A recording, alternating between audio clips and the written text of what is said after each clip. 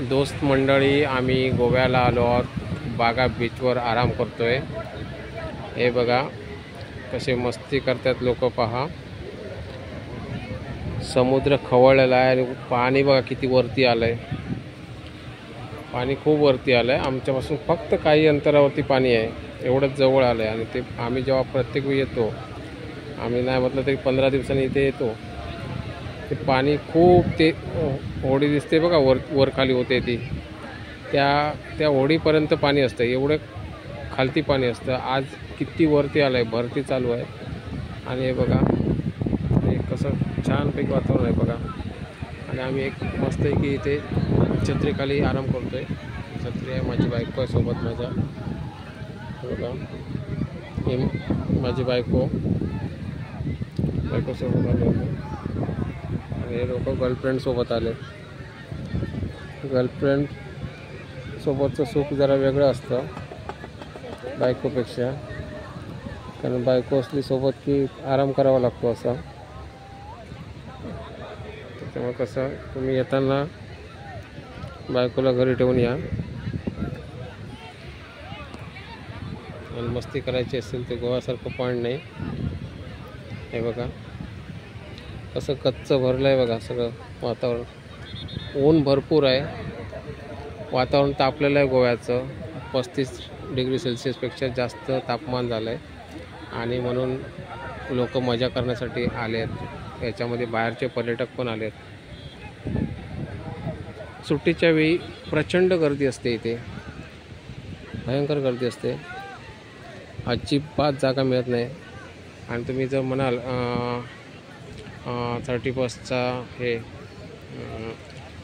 काय म्हणतात ते इयर एंडिंग, त्यावेळी जर तुम्ही बघाल तर तुम्हाला अजिबात बीचवर जरासुद्धा जागा भेटणार नाही. खूप लांबून लांबून लोक येतात इथे.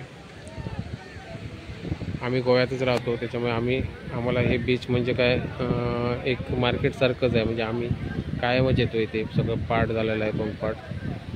प्रत्येक इथलं खानाखुणा आमच्या पाठ झालेली आहे. किती सुंदर वातावरण आहे बघा.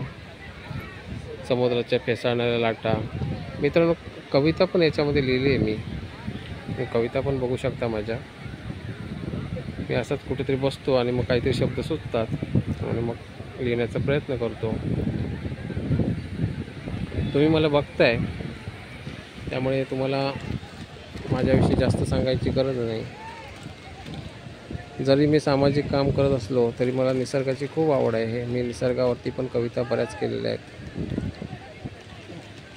माझं प्रोफेशनल लाईफमुळे मला स्ट्रिक्ट वागावं लागतं. पण तसं बघितलं तर मी मुक्तपणे वावरणारा मुलगा म्हणता येणार नाही. लग्न झालं आहे, पण मला मुक्त विहार करायला आवडतं. कोणाच्या बंधनात राहायला आवडत नाही मला. पहिल्यापासूनच मी असा आहे. माझे मित्रही फार कमी आहेत. मी मैत्री जास्त कोणाशी करत नाही. मित्रांनो, फेसाळ्या लाटा बघा, कशा लाटा उसळत आहेत बघा. कशा लाटा उसळत आहेत बघा. म्हणजे तुमच्या लक्षात येईल किती वेग आहे वाऱ्याला. प्रचंड वेग आहे.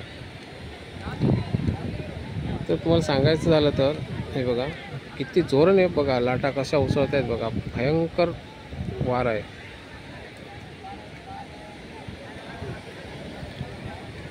हे बघा किती जोराने आदळत आहेत बघा खडकांवर.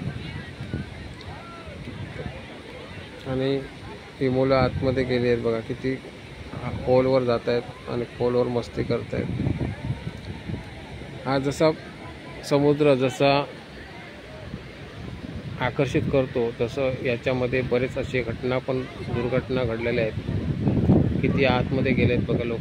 भरपूर आतमध्ये गेले आहेत समुद्रामध्ये. फेसाळणाऱ्या लाटा त्या लोकांपेक्षा वरती, डोक्याच्या वरती आदळत आहेत बघा लाटा.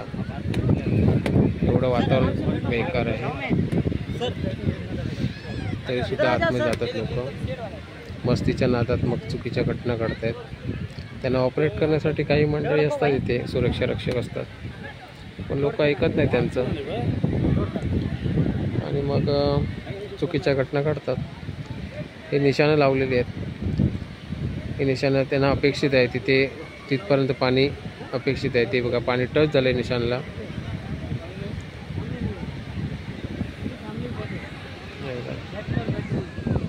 सगळे लोक बाहेरून आलेले आहेत. फक्त असं वाटतं आहे की आम्ही लोकच गोव्यातले आहोत. इथे सगळे लोक बाहेरून येतात, खूप लांबून लांबून लोक येतात. तुम्हाला जर यायचं असेल तुम्ही येऊ शकता. इथे बागा बीच, आम्ही बागावरती आहोत. तिथे बघा बागाचं तिथे हे लावलं आहे, सिम्बॉल लावलं आहे. तिथे बघा हेडिंग लावलं आहे बागा बीच. मित्रांनो, बागा बीच आणि कळंगूट बीच हे एकत्रच आहे तसे. हे बघा हे जे आहे हे बागा बीच आहे.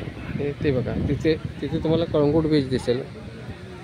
ते कळंगूट बीच आहे, एकदम जवळ आहे. तिथून ते चालत जाऊ शकता, चालत येऊ शकता.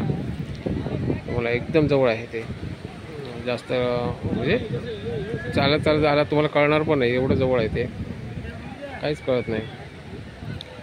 तर बघा किती लोक मस्ती करत आहेत आणि कसं वातावरण आहे.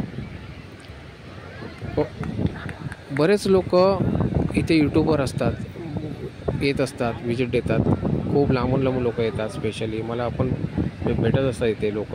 मला सांगतात की तुम्ही फक्त बीचचे शूट करा आणि टाका, बाकी काहीच टाकू नका, फक्त बीचचं टाका. पण मित्रांनो कसं आहे, मी पडलो सोशल वर्कर. त्याच्यामुळे मला माझे जे पब्लिक आहे त्यांना ते व्हिडिओ आवडणार नाहीत. आणि म्हणून मला मग हा एखादा दुसरा केव्हा तरी असा व्हिडिओ बनवायचा प्रयत्न करतो आहे मी असं. पण सगळ्यात लोकांना आवडत नाहीत. त्याच्यामुळे कसं ज्या उद्देशाने लोक येतात तेच दाखवायला पाहिजे. मित्रांनो, मी विवाह केंद्र चालवतो, तुम्हाला सगळ्यांना माहिती आहे. आणि इथे काही फ्री सर्विस पण मी ठेवलेली आहे.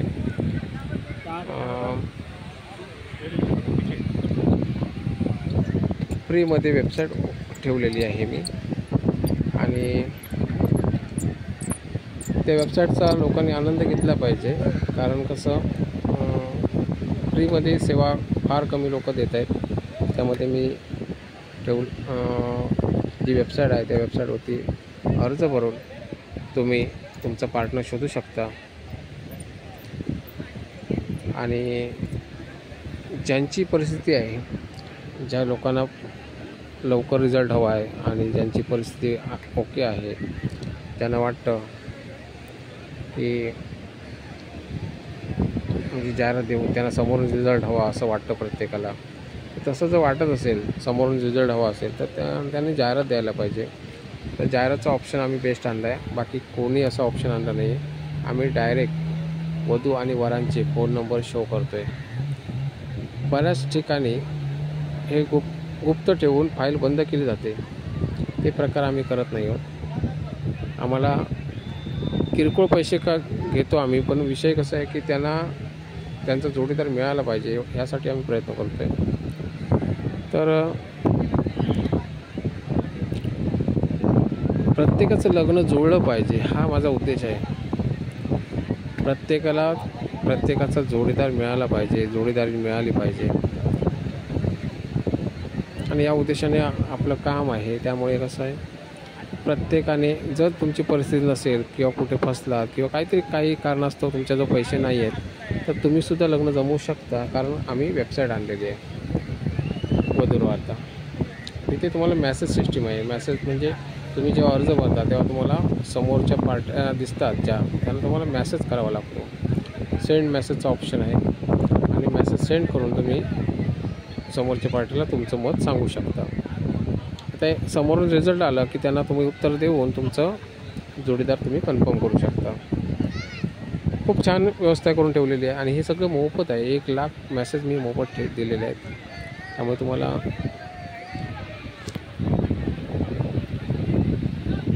तुमचा जोडीदार मिळेल याची खात्री वाटते. परंतु तसं काही वेळेला खूप वाट पाहावी लागते, भरपूर वाट पाहावी लागते. तेव्हा कुठे उत्तर मिळतात आणि म्हणून लोक कंटाळतात. आणि म्हणून प्रत्येकाला